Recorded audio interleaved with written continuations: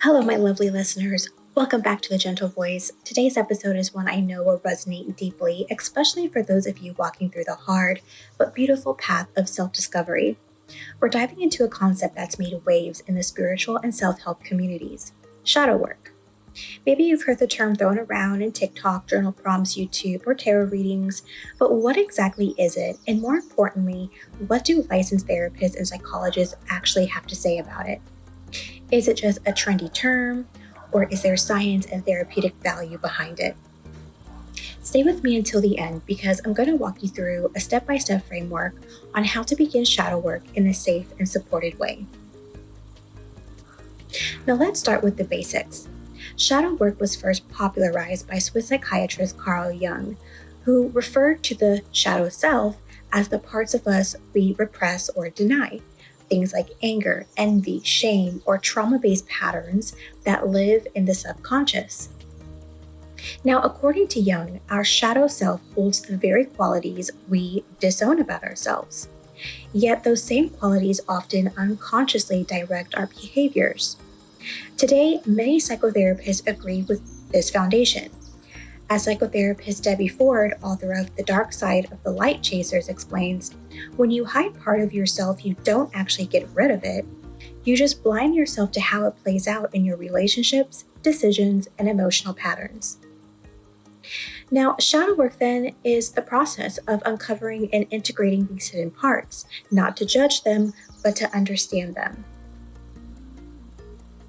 Now, here's something really important that I want you to know.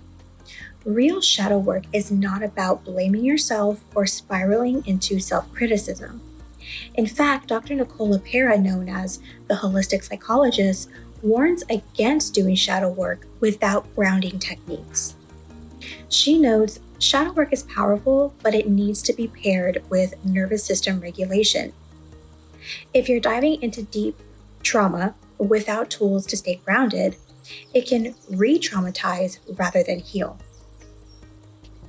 So then, how do we do it safely? First, by creating a space of emotional safety, whether that's with a licensed therapist, which I do recommend, a trauma-informed coach, again, I do recommend that, and even a well-structured journaling practice.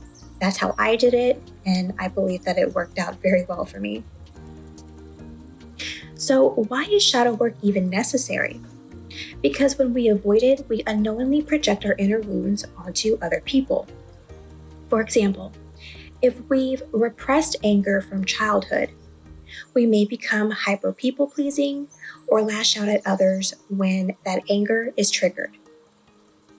As Dr. Richard Schwartz, founder of Internal Family Systems Therapy, says, parts of ourselves that we exile become extreme when they are not acknowledged. Shadow work then helps us unexile those parts with compassion.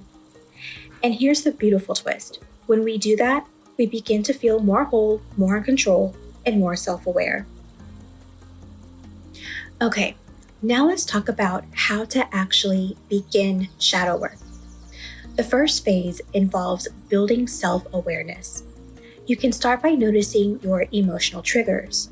When something or someone makes you overly reactive, whether it's a comment from your partner or a post on social media, I want you to ask yourself, what part of me feels threatened right now?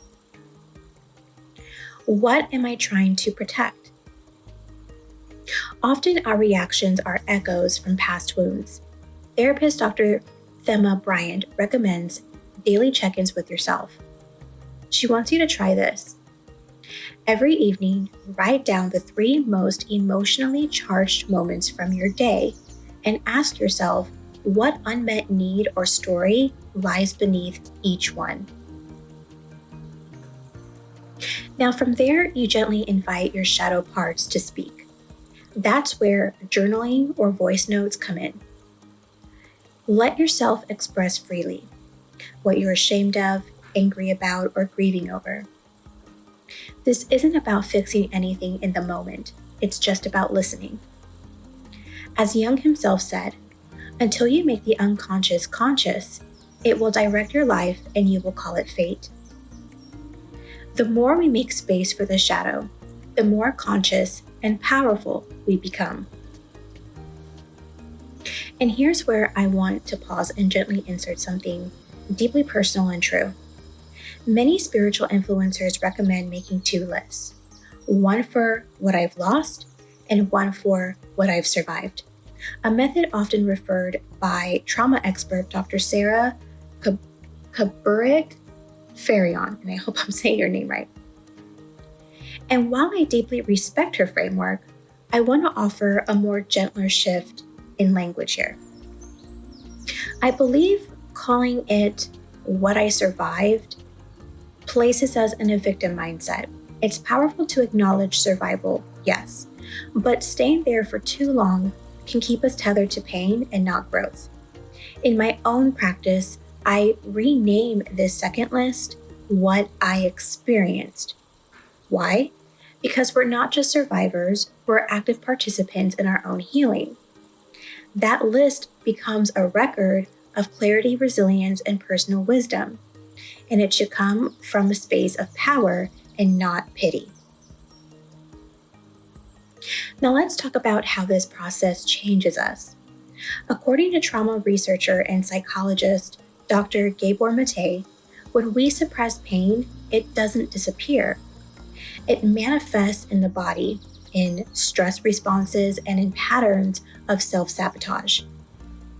Shadow work is not just emotional, it's physical and spiritual too.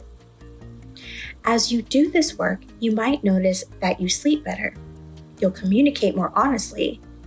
You'll walk into relationships with stronger boundaries, not because you're guarded, but because you're whole. And maybe most importantly, you'll start to feel like you're not at war with yourself anymore. Shadow work helps us move from shame into compassion, from fragmentation to integration, from hiding who we are to standing fully in our truth. It's definitely slow work and it's also messy work, but it's life-changing. So if you're listening right now and thinking, but I'm scared to open up that box, I want you to know that fear is normal. Be gentle with yourself, go slow, expect the waterworks, work with a therapist if you can, and remember, you're not broken, you're just becoming aware. Let this episode be your first step. You've already begun the work just by listening and being curious, and that takes courage.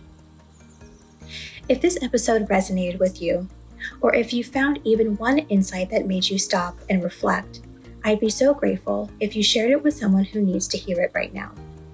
Maybe a friend, a sibling, or someone silently going through their own shadow journey. Don't forget to like this episode and hit that subscribe button so you never miss an honest, soul-centered conversation like this one. I am here for you. I'm so honored you're on this path with me. And until next time, take care.